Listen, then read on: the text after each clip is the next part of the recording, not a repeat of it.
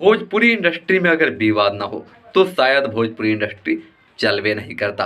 आपको बता दें कि भोजपुरी इंडस्ट्री के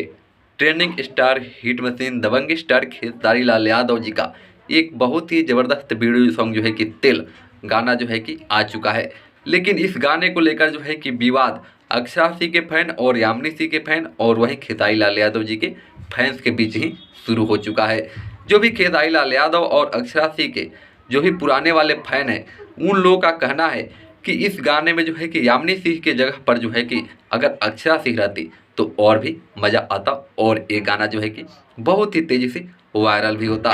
लेकिन कोई नहीं, अगर अक्षरा सिंह नहीं है तो कोई नहीं, यामिनी सिंह और खेसारी लाल यादव जी को ही प्यार दीजिए और इस गाने को, इस वीडियो को जो है कि ज़्यादा से ज़्यादा सुनिए और प्यार दीजिए। लेकिन आपको बता दें कि ये गाना जो है कि पवन पांडे जी लिखे हैं और तेल गाना जो है कि नए ईयर के मौके पर जो है कि रिलीज होने वाला था, लेकिन इससे पहले ही रिलीज हो गया। तो कोई नहीं, आप सब जो है कि प्यार दीजिए और अच्छा से सुनते रहिए। लेकिन आगे से जो है कि मैं खेसारी लाल यादव जी से कहना ये भी चाहता हूँ कि अगर जो है कि इसके बाद नए गाने जो भी आए